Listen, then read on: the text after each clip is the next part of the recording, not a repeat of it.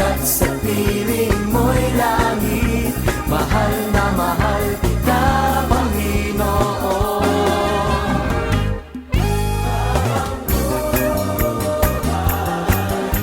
Papupurihan ka, maglilingkod sa inyo. Pag-ibig ko sa'yo iaalay. Mahal na mahal kita, Panginoon. Mahal na mahal kita, Panginoon. Kailan may di kita ipagpapalit, pagkat sa piling mo'y langit. Mahal na mahal kita, Panginoon. Kailan may di kita ipagpapalit, pagkat sa piling mo'y langit. Mahal na mahal kita, Panginoon. Mahal na mahal kita, Panginoon. Mahal na mahal kita, Panginoon. Kailan may di kita ipagpapalit, pagkat sa piling mo'y langit. Mahal na mahal kita, Panginoon.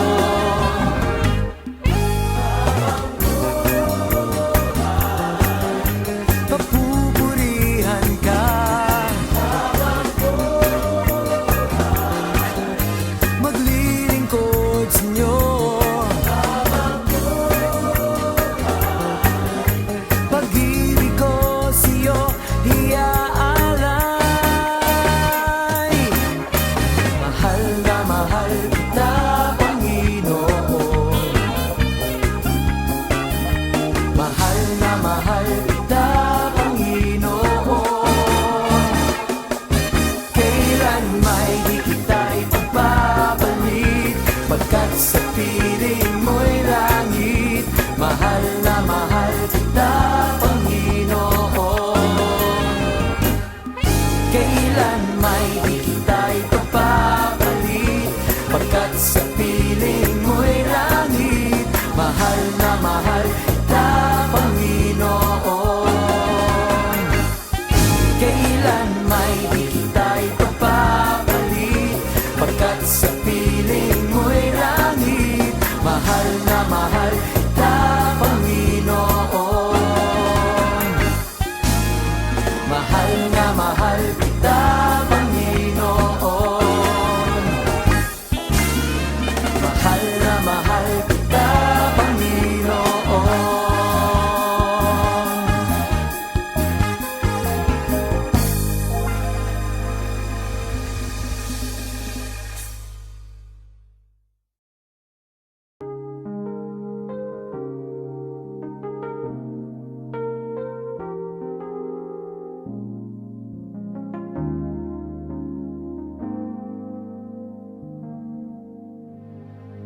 Kiraming umadlang na kita'y papurihan, mga pagsubok bawat kabiguan.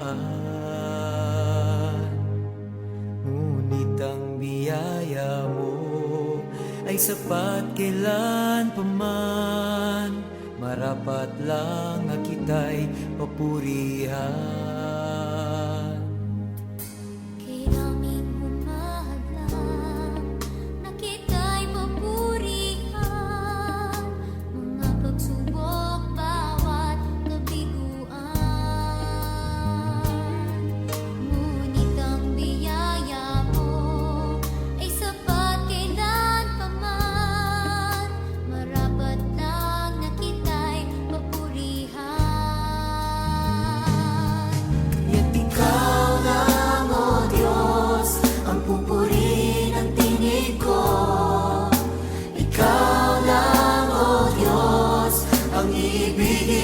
puso ko. Ikaw lang, O Diyos, ang mahayag sa buhay ko. Ikaw lang, O Diyos, tanging ikaw lang. Maraming humahadlang na ika'y papurihan. Mga pagsubok, bawat kabiguan. Ngunit ang biyaya mo ay sapat kailan pa man. Marapat lang na kita'y papurihan. Ikaw lang, O Diyos, ang pupurihin ng tinig ko. Ikaw lang, O Diyos, ang iibigin ng puso ko. Ikaw lang, O Diyos, ang mahayag sa buhay ko. Ikaw lang, O Diyos, tanging ikaw lang. Ikaw lang, O Diyos, ang pupurihin ng tinig ko. Ikaw lang, O Diyos, ang iibigin ng puso ko. Ikaw lang, O Diyos, ang mahayag sa buhay ko. Ikaw lang, O Diyos, tanging ikaw lang. Ikaw lang, O Diyos, tanging ikaw lang. Ikaw lang, O Diyos, tanging ikaw lang.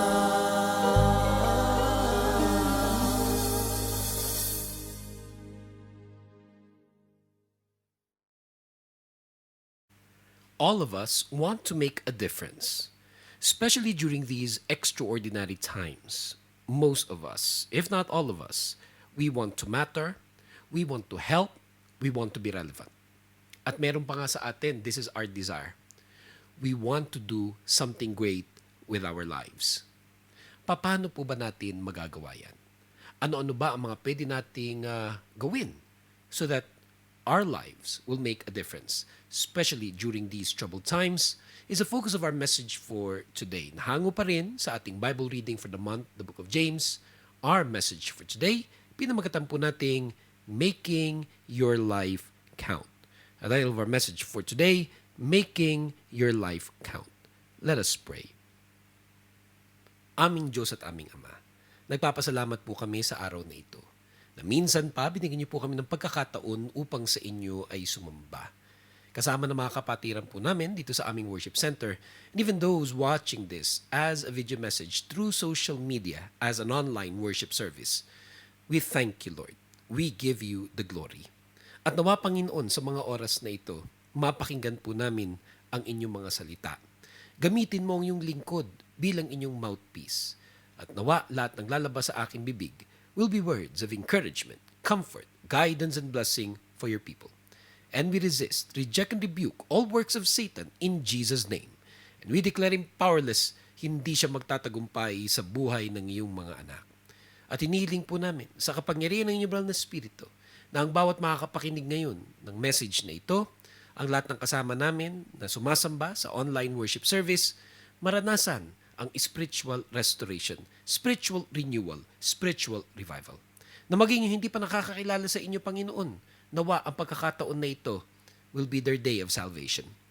We also ask, O God, na kayo ang mag-comfort sa maraming mga kapatiran at kababayan po namin na sa kasalukuyan. Matindi ang kanilang pinagdadaanan, may mabigat na pagsubok sa buhay, lungkot na lungkot sa mga nangyayari, at minsan pa nga, nadadala na talaga ng mga trials, testings, and challenges ngayon. May it be that today, everyone who will hear your word will be strengthened in their faith and service to God. At sa inyo po namin binabalik ang lahat ng papuri at pagsamba dahil karapat-dapat po kayo, Panginoon. We worship you in spirit and in truth. We love you with our heart, soul, mind, and strength. As we pray, in the name of the Father, the Son, and the Holy Spirit, in Jesus' name, and all God's people say, Amen. Making your life count. Our reading comes from James chapter 3 verses 1 to 12, kung saan ang sabi, and I read, "Not many of you should become teachers, my fellow believers, because you know that we who teach will be judged more strictly. We all stumble in many ways. Anyone who is never at fault in what they say is perfect, able to keep their whole body in check. When we put bits into the mouths of horses to make them obey us, we can turn the whole animal. Or take ships as an example. Although they are so large and are driven by strong winds, they are steered by a very small rudder, wherever the pilot wants to go. Likewise, the tongue is a small part of the body, but it makes great boasts. Consider what a great forest is set on fire by a small spark. The tongue also is a fire, a world of evil among the parts of the body. It corrupts the whole body, sets the whole course of one's life on fire, and is itself set on fire by hell. All kinds of animals, birds, reptiles, and sea creatures are being tamed and have been tamed by mankind. But no human being can tame the tongue. It is a restless evil, full of deadly poison. With the tongue we praise our Lord and Father, and with it we curse human beings, who have been made in God's likeness. Out of the same mouth come praise and cursing. My brothers and sisters, this should not be. Can both fresh water and salt water flow from the same spring? My brothers and sisters, can a fig tree bear olives, or a grapevine bear figs? Neither can a salt spring produce fresh water. Mula po sa mga verses na binasa po natin para po sa araw na ito, marami po tayong matututunan tungkol dito sa subject matter na making your life count. Tiyak po ako na marami po sa atin na nakikinig sa oras na ito. Ito ang ating desire, to make a difference, especially during these troubled times. At mula po dyan sa ating mga binasa, meron po ilang mga nabanggit po sa atin na magandang maalala natin sa pag-pursue natin ng desire na yan. Beginning with, number 1, knowing and fulfilling your calling. So that our lives would count, kailangan malaman po natin at matupad yung calling natin sa Lord. Let's read again, James chapter 3, verse 1 to 2, kung saan ang sabi, "Not many of you should become teachers, my fellow believers, because you know that we who teach will be judged more strictly. We all stumble in many ways. Anyone who is never at fault in what they say is perfect, able to keep their whole body in check." So for example, mula dyan sa ating binasa, may mga tao na uniquely called by God to become a teacher. Kaya nga ang sabi riyan, not many of you should become teachers. Hindi raw talaga lahat pwede maging teacher. Although ako, bilang lingkod ng Diyos, I'd like to train, I'd like to equip and encourage more and more people to share the Word of God, to share the gospel to as many people as the Lord would lead them. However, meron talagang calling na ang tawag ay calling ng isang teacher of the Word of God. Meron pa nga uniquely called to become a preacher of the Word of God. And others uniquely called to become a pastor of a church. Yan ay calling, pagkatawag na galing sa Diyos.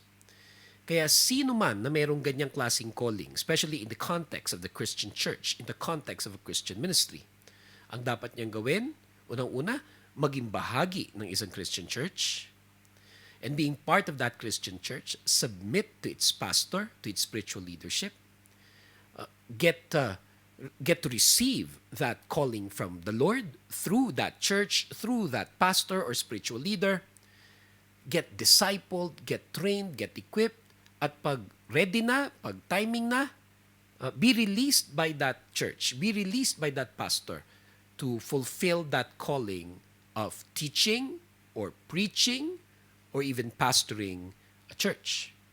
Yun dapat ang ginagawa natin pag meron tayong calling. Tinatanggap natin ito, nagpapatrain tayo, at ginagampanan natin yung calling natin sa Panginoon. Pero like what we've said, na galing dyan sa ating binasa, hindi naman lahat called to be a teacher. Hindi lahat called to be a preacher. Hindi lahat called to be a pastor. Pero lahat may calling. And perhaps ang calling mo is to be a prayer partner, to be a prayer warrior of that teacher, of that preacher, of that pastor. na para mas lalo siya maging effective sa kanyang pagtuturo, effective sa pangangaral, effective sa paglilid ng isang simbahan, malaking bagay na ginagampanan mo yung calling mo to pray for that teacher, that preacher, for that pastor. Yung iba naman, maaring ang calling, lalo na sa panahon na ito, is to be an online supporter. Napakarami sa atin ngayon, nakakulong lang sa bahay. Required by many governments, hindi lamang sa Pilipinas, hindi lamang in Asia, but in many parts of the world, para malabanan tong COVID-19, tong coronavirus, global pandemic.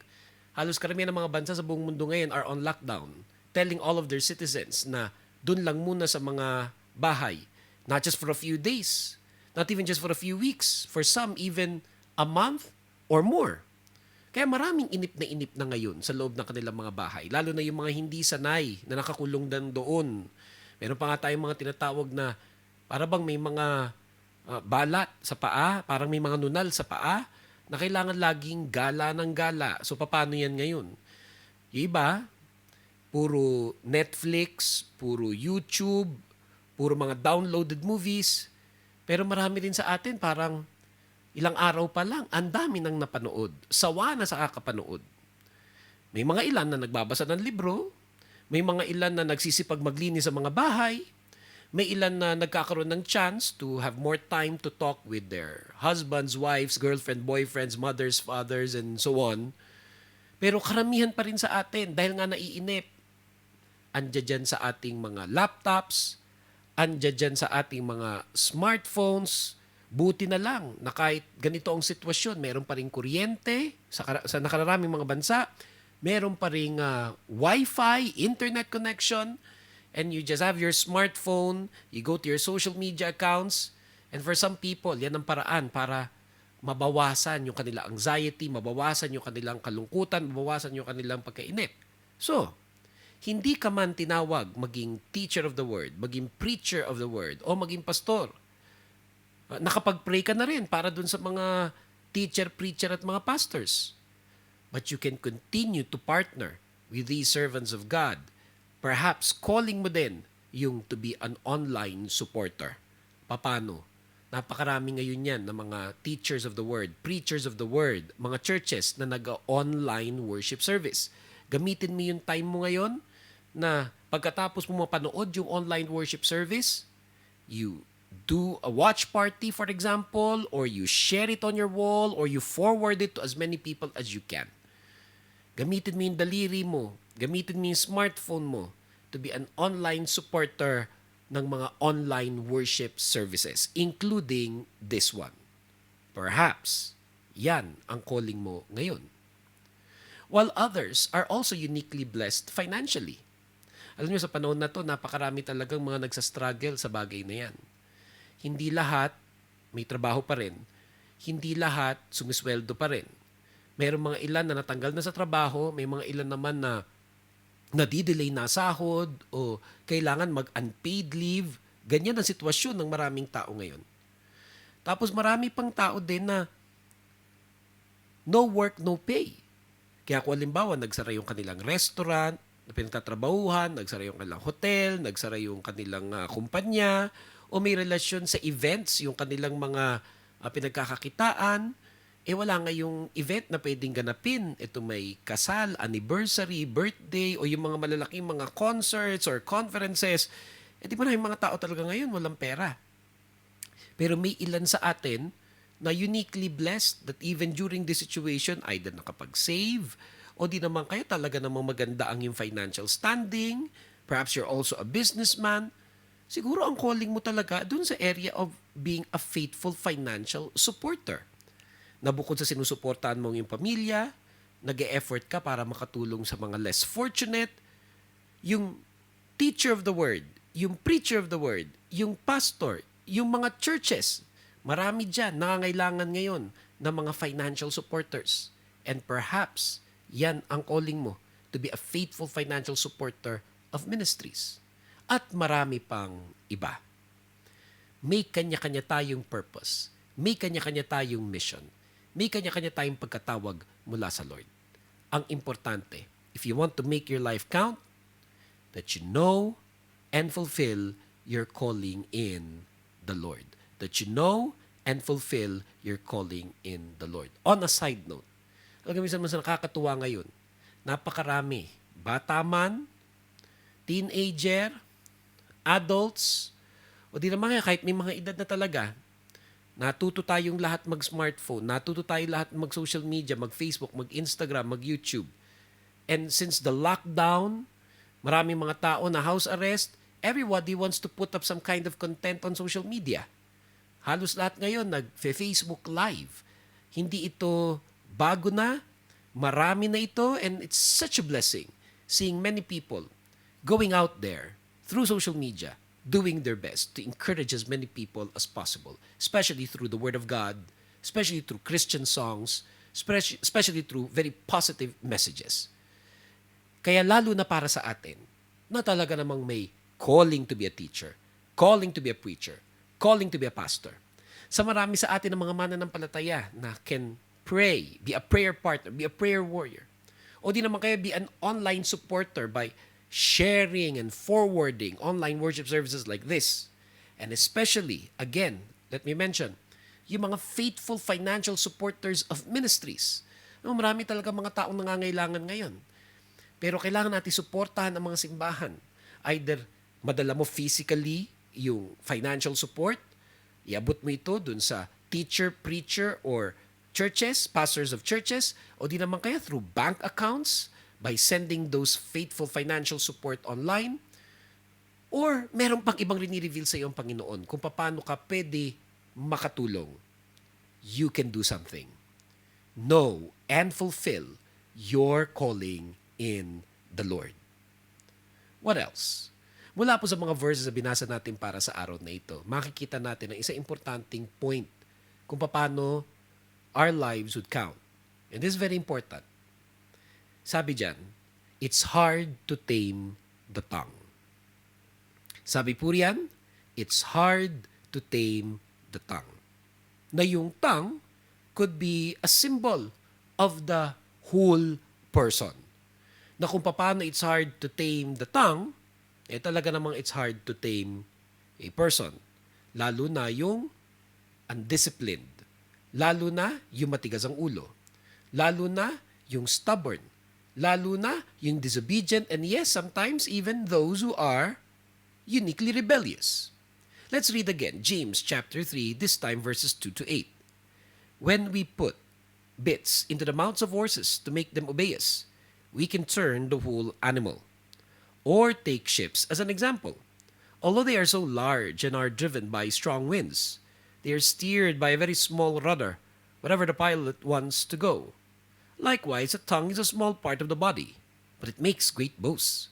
Consider what a great forest is set on fire by a small spark. The tongue also is a fire, a world of evil among the parts of the body. It corrupts the whole body, sets the whole course of one's life on fire, and is itself set on fire by hell. All kinds of animals, birds, reptiles, and sea creatures are being tamed and have been tamed by mankind. But no human being can tame the tongue. It is restless evil, full of deadly poison. Ano matutunan natin dyan? Sa James chapter 3 verses 2 to 8. Actually, marami. Sabi dun sa unang bahagi, when we put bits into the mouths of horses to make them obey us, we can turn the whole animal. So may isang binigay na example, kabayo. Napapasunod mo raw yan. May paraan kung paano yan napapasunod. Sa ilan sa atin na nagkaroon ng chance na mga bayo, ewan ko kung meron sa inyo na nung bata nakapunta sa Tagaytay at may isang lugar dyan where you can go into these horses, kahit bagito, walang alam, pwedeng makasakay at maturuan ng basics. And there are some people I know na talaga namang natuto kung paano sakyan ng mga kabayo, mga bayo, either for leisure or sometimes even for sports. Basta ang point, natitame yung kabayo, and they could also be very wild. Meron pa isang binigay na example dyan, isang malaking ship. Sabi, although they are so large and are driven by strong winds, but they're steered by a very small rudder, wherever the pilot wants to go. So kahit daw gano'ng kalaki nung isang ship, isang barko, pero meron daw isang maliit na rudder, at yung nagpipiloto nito, yung kapitan nito, o sino man yung nauutusan dyan, nagagalaw yung mga malalaking ship na yan, whether it was yung ancient ships noon o yung mga malalaking mga ships sa kasulukuyan. Pero daw yung human tongue, sabi doon, likewise, the tongue is a small part of the body, but it makes great boasts. Consider what a great forest is set on fire by a small spark. So yung tongue natin, napakaliit na bahagi ng ating pagkatao, pero napakalaki ng pwede niyang magawang damage if it is used wrongly. Maliit na parte ng ating katawan but can do great damage. Ang sabi nga dyan, consider what a great forest is set on fire by a small spark. The tongue also is a fire, a world of evil among the parts of the body. It corrupts the whole body. So, maliit siya, pero kung paano natin siya gamitin, can corrupt the whole person. And this is important, sets the whole course of one's life on fire and is itself set on fire by hell. Now, there's another verse in the Bible that says, out of the abundance of the heart, the mouth speaks. So, kung yung small part na yan ng ating body, yung tongue, used wrongly, can create damage, hindi naman basta yan nagsalita. Kung naman ang nasabi niyan, galing sa ating isipan, na galing sa laman ng ating puso. So kung daw laman ng ating puso, yun ang ating naiisip at yun yung lumalabas sa ating bibig at yun yung sinasabi ng ating mga dila. Kaya kung meron isang bagay na binabago ng Diyos sa tao, yung puso niya. Because when a person's heart is changed by God, bakit ba may mga tao masasakit magsalita? Baka nasaktan din kasi in the past eh. Hurting people hurt other people. At hanggat hindi completely healed yung mga hurting people, they will continue to speak wrongly, hurtfully towards others and do great damage. At syempre, pag napakinggan niya ng mga taong nakapalibot sa kanila, may mga ilan nakakapagtiis, may mga ilan nakakapagpatawad, pero meron din ilang mga napupuno na rin. And at some point, they wouldn't want to be with a person na laging masakit magsalita, pangit magsalita, at kung ano-ano nasasabi sa kanilang mga salita. Kaya yun ang sabi rin dito sa verses na ito. Ang sabi dun, the tongue also is a fire, a world of evil among the parts of the body. It corrupts the whole body, sets the whole course of one's life on fire, and is itself set on fire by hell. Sabi nga raw sa Biblia, you can absorb a lot of things. Pero yung nagpapasama sa atin ay yung lumalabas sa ating bibig. Kaya tuloy, ang sabi doon, sets the whole course of one's life on fire. What is the title of this message? Making our life count. At yung buhay natin, we make a difference by the choices that we make. And apparently, those choices are affected by what comes out of our mouths, what we say through our tongues. Na lahat ay bahagi ng kung ano ba ang laman ng ating puso. Kaya kung meron isang bagay na sinusuko natin sa Panginoon, sinusuko natin sa Lord yung ating puso, sinusuko natin sa Panginoon yung laman ng ating puso, nagpipray tayo sa Lord na gamutin ang ating puso, lalo na if it's wounded, if it's offended, if it's still hurting. Meron kaya mga offenses, meron kaya mga hurts that has been there for years. Minsan nasabi mo na naman, na napatawad mo na. Pero sa marami sa atin na nasaktan na in the past, alam natin yun, yung forgiveness sometimes happens overnight, but to many people, takes time. Time really heals wounds. But as that time passes, you realize na kulang pala yung time. Dahil ang talagang nakakapag-heal ng wound ay si Jesus. Kaya kailangan matutunan natin isurrender kay Jesus ang lahat ng wounds ng ating puso. Nang pag nagamot ang ating puso, napayapa ang ating puso, na-heal ang ating puso, ang takbo ng pag-iisip natin nagiging iba. Therefore, ang lumalabas sa bibig natin iba. Therefore, nasasabi ng ating dila ay iba. And a healed heart makes a difference. A healed heart, that's the person whose life truly counts. Kaya, sabi rin sa atin dyan, all kinds of animals, birds, reptiles, and sea creatures are being tamed and have been tamed by mankind. But no human being can tame the tongue. it is a restless evil full of deadly poison. Maraming ibig sabihin yan eh. But right now, what I believe this means is, kahit minsan gusto mo na magbago, at marami sa atin dinesire na yung magbago, marami sa atin nag-attempt na magbago, whether may kinalaman sa kung paano tayo magsalita, naisip mo na yan, you want to change. Gusto mo, hindi ka na nagmumura. Gusto mo, hindi ka na nalalait ng kapwa. Hindi ka nagsasabi ng masakit na salita. Gusto mo, hindi ko basta-basta lumalabas sa bibig mo. O let's say, hindi na nga bibig. Kasi ngayon, ang bibig ng tao, yung daliri na rin niya. Dahil bukod sa we're active meeting other people physically, we're also, and in many times, especially now, more active in meeting people through social media. So, ang gamit natin dyan, ang tongue natin dyan ay yung daliri. So, minsan, kung ano na mga napopost natin. Minsan, masasakit na mga salita. Minsan, mga nakaka-offend na salita. Marami nga nagsasabi na, kung naiirita ka sa mga post ko, di unfriend mo na lang ako, i-block mo ko. Basta, ipopost ko kung ano gusto ko. Ano magagawa natin talaga dyan? Talagang lahat ng tao may karapatan na i-post. Lahat ng gusto nila i-post sa kanilang Facebook timeline o Instagram o kung saan pa man. Yun yung kanilang daliri eh. Yun ang kanilang tongue. But if you're a Christian, if you're a believer and follower of Jesus Christ, you're understanding what I'm saying right now. Not because I'm a good speaker, not because I'm explaining this very well. It's because of the Holy Spirit. Alam mo sa oras na to, naungusap ang Holy Spirit sa iyo dahil alam mo kung paano mo nagagamit ang daliri mo through social media whenever you post anything. Alam mo kung paano mo nagagamit ang bibig mo, yung tongue mo whenever you talk to other people. Alam mo, may dapat mabago eh. Pero ang hirap baguhin ng tao. Hindi natin kaya baguhin ang ating kapwa at kahit tayo hindi natin kaya baguhin ang ating mga sarili. Dahil sabi nga riyan, all kinds of animals, birds, reptiles, and sea creatures are being tamed and have been tamed by mankind. But no human being can tame the tongue. In the same way that no human being can change on his own. We need the grace of God. We need the power of the Lord Jesus Christ. At nung namatay siya sa krus para sa atin, nung binigay niya ang kanyang bugtong na anak na si Jesucristo para sa ating kaligtasan, yun yung grace ng God.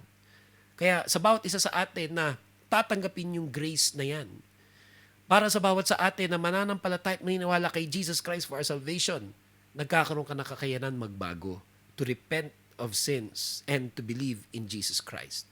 Kaya ngayon na nakikinig ka ng message na to, this is the grace of God. Ngayon na pinapaalala sa ito ng Panginoon, this is the grace of God. And the grace of God is sufficient. By His grace, we can change. By His grace, we can tame the tongue. By His grace, we can truly become the person that God wants us to become, especially during these tough times. A person that people around us can count on. People who can make a difference. And one more point for our message today is this. As we choose to use our tongue for the glory of God, ang ibig sabihin nun, sa pagpili nating magamit ang tongue natin for the glory of God, pinipili natin mag-glorify ang God with our lives. Pinipili natin mag-glorify ang God with our lives. James chapter 3, 9-12 says, with the tongue, we praise our Lord and Father, and with it we curse human beings who have been made in God's likeness. Out of the same mouth come praise and cursing. My brothers and sisters, this should not be. Can both fresh water and salt water flow from the same spring? My brothers and sisters, can a fig tree bear olives, or a grapevine bear figs? Neither can a salt spring produce fresh water. Sabi doon, ayan, ikay nakakilala na sa Lord. So ngayon meron kang choice kung paano mo gagamitin yung tongue or what it symbolizes our lives. So, with the tongue, we praise our Lord and Father. And with it, we curse human beings. You must make a choice. And you can make the right choice by the grace of God. And the obvious choice that we should all make is to use our tongue or to use our lives to praise the Lord. Dahil ang sabi dyan, out of the same mouth come praise and cursing. My brothers and sisters, this should not be. Minsan nga, ang pwede natin sabihin dyan in application to modern times, out of the same Facebook account, out of the same Instagram account, out of the same YouTube channel, come praise and cursing. My brothers and sisters, this should not be. At nawa, huwag niyong isipin na pinepersonal ko lang kayo by saying this. Or dahil kilala niyo ko na baka ang iniisip mo, ikaw lang ang pinatatamaan nitong message na ito. Dahil magkakilala tayo eh. At maaring minsan na kitang nabiro tungkol sa pagpo-post mo ng negative things on Facebook, pagpo-post mo ng mga negative things on Instagram, or even on a YouTube video. Please, don't think of this na pamemersonal. This is for everyone who's right now watching this video message, this online worship service. It's for me. It's for many people. It's for us.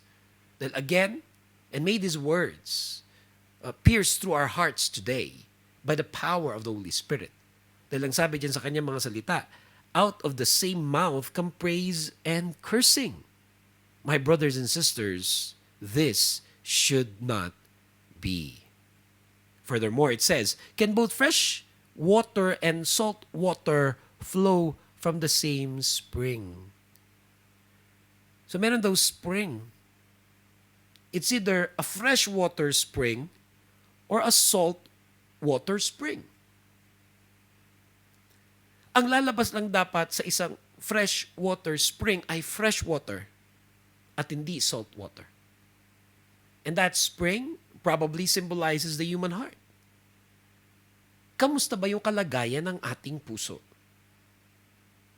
Perhaps, tulad ng nabanggit ko kanina, isa ka doon na hurting at offended because of what other people have done to you in the past. Whether in the recent past or past.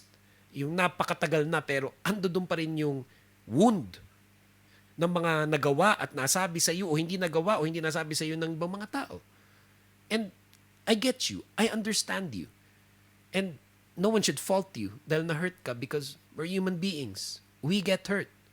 And many times, ang mga nakasakit ng ating damdamin, yung mga mahal din natin sa buhay. Magulang, nanay, tatay, kapatid, ate, kuya, pinsan, best friend, a group of friends, churchmates, spiritual leaders, even pastors, myself. Minsan yung mga tao na love natin, yun din yung mga nakasakit sa atin ng todo. Kaya nga siguro ang sakit-sakit kasi they were close enough to hurt us. Ito may nun pa o just recently, kailangan tayo magpatawad. Kailangan tayo humingi ng tulong sa Lord magpatawad. Kailangan tayo magpagamot sa Panginoon para sa mga wounds na yan because Jesus Christ heals. What else? Pwedeng merong bitterness. Hindi na lang na-hurt, hindi na lang na-offend, pero meron talagang bitterness in your heart. Merong anger. Merong sadness. Merong loneliness. And perhaps meron talagang legitimate reason. And again, I do not fault you for that. We're human beings. However, ginagamit ng dyablo na airport, ginagamit ng dyablo na instrumento, ginagamit ng dyablo na hindrance, yung bitterness na yung anger na yung sadness na yung loneliness na yan, para hindi natin maranasan ng lubusan ang biyaya ng Panginoon sa ating buhay. Parang mga nagbabarayan sa blessing. Or perhaps there's a hidden sin. Something that you have been hiding from your wife, from your husband, from your children, from your boss, from the people around you. At alam mo na dapat isuko mo na yung kasalanan na yan sa Diyos. And that sinfulness, or that bitterness, or that hurt, is what causing salt water to come out of your spring. That's causing all of those bad stuff, even cursing, come out of your heart. Nalalabas ang iyong tongue. Or in this case, through social media, napopost mo through your fingers. If today, you know that the Spirit of God is speaking to you, ito yung araw na nais ng Lord, hindi na salt water yung lumalabas sa spring mo, kundi fresh water. Hindi na cursing yung lumalabas through your tongue, kundi praises unto God. Perhaps ang mga panahon na ito ay panahon ng reflection at panahon by which we can now surrender to the Lord the things we've tolerated and allowed in the past na gamitin ng dyablo to hinder us from completely living lives that makes a difference and in making our lives count. Dahil sa mga panahon na ito, we need people who will rise up, who knows and fulfills their calling in the Lord, who makes a difference. We're making the choice that through these troubled times, I want my life to count. And that is possible, kapatid. Yan ang gusto ng Lord mangyari. At nawa, sa pakikinig mo ng message na ito dito sa ating online worship service, this will be your prayer for today. Knowing all of these things, make this your prayer for today. Help me, Lord, to live my life for the glory of God. Help me, Lord, to live my life for the glory of God. At tulad pa ng ginagawa po natin lagi, pwede bang paki-screenshot nyo ito sa inyong cellphone? Pwede bang paki-take a picture nito sa inyong laptop? Post it on your social media accounts. Gawin yung story sa Facebook, sa Instagram. Let people know about this. #RiseUpChurch. #para sa atin to lahat. Repeat after me and say these words. Help me, Lord, to live my life for the glory of God. Help me, Lord, to live my life for the glory of God. Let's say it one more time. Help me, Lord, to live my life for the glory of God. Aming Diyos at aming Ama, nagpapasalamat po kami sa mensaheng napakinggan po namin sa araw na ito. At nagpaalala po sa amin na meron kaming purpose, meron kaming mission, meron kaming calling. Help us to know and fulfill our calling in the Lord. Nawa madiskubre po namin, lalo na sa panahon na ito, how we can make a difference. Patawarin niyo kami sa mga panahon na hinayaan po namin na ang aming mga hurts, offenses, ang aming bitterness, anger, sadness, and loneliness, pati na ang aming mga kasalanan, magamit ng diablo bilang hindrance so that we will live lives that glorifies you. But today is that day that we're believing na pagkatapos namin makinig nitong online worship service, masimulan po namin magampanan yung pinapagawa niyo po sa amin sa mga panahon na ito. Heal our hearts. Heal our minds. Lord, tame our tongue. And help us to become the person na pwede niyo pong gamitin sa mga panahon na to. Isang tao na makakatulong sa iba, isang tao na makakapartner ng mga lingkod ng Diyos, isang tao who will make a difference, whose life will count, especially during these troubled times. Sa inyo po namin sinusuko lahat ng aming mga dinadala, lahat ng aming mga iniisip, lahat ng aming mga kinakatakot, at salamat Panginoon na may mga ganitong pagkakataon na nahihimasmasan kami. Sa ilan pa nga humble enough to admit, nare-rebuke, nako-correct. Help us, Lord, that even as we worship you right now, maranasan namin muli ang fresh fire of the Holy Spirit. Maranasan namin muli ang pagyakap ng aming Diyos na buhay at makapangyarihan sa lahat. Maranasan naman namin mga tao throughout the world, signs, wonders, and miracles. And to you, we bring back all the glory, all the honor, and all the praises as we pray in the name of the Father, the Son, and the Holy Spirit. In Jesus' name, all God's people say, Amen. Let us continue to worship the Lord through our tithes and offerings. In our church, we have what we call Faithful Financial Supporters, or FFS. As partners in the ministry, our FFS commit themselves to give a monthly financial support for the ministries of our church. Let us prepare ourselves to give our tithes and offerings. Giving is worship. When we give our tithes and offerings, we are worshiping God. The Bible teaches us that we should be faithful in worship and be faithful in giving. The Bible says, Proverbs chapter 3, verses 9 and 10. Honor the Lord by giving him the first part of all your income, and he will fill your barns with wheat and barley, and overflow your wine vats with the finest wines. 1 Timothy chapter 6, verse 17 and 18. Tell those who are rich not to be proud and not to trust in their money, which will soon be gone, but their pride and trust should be in the living God, who always richly gives us all we need for our enjoyment.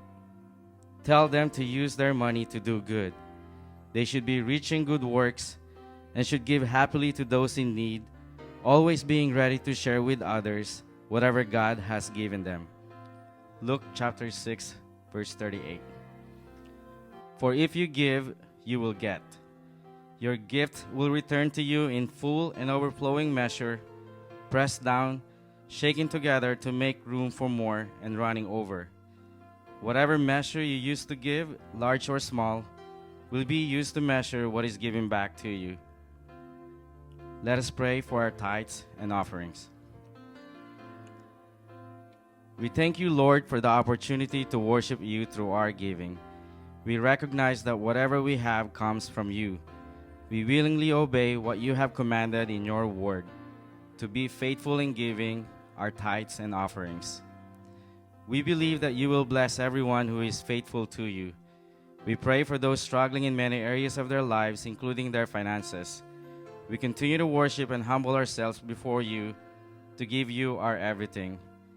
Receive our giving, receive our worship. In Jesus' name, amen. We thank the Lord for the message that we have heard today through our speaker. Thank you for joining us in our online worship service. We hope and pray that our online worship service had been a blessing to all.